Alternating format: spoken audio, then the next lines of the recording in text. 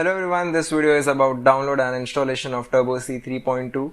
This is helpful for students of Standard 12, especially Maharashtra board.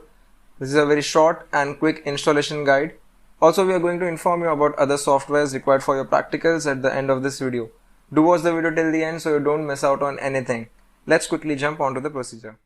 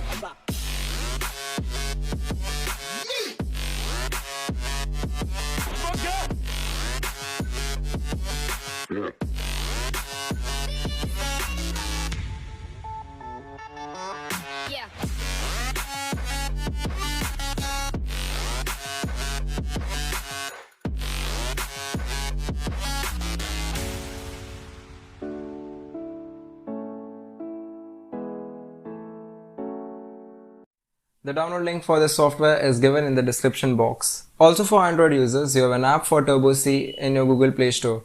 The download link for the app will be given in the description box below. The other two softwares required are HTML and Visual Basic 2.0, which we will be covering in our upcoming videos. Our new video is going to be about the latest version of Turbo C, so stay tuned. Thank you for watching our video. Please like, share and subscribe to our channel.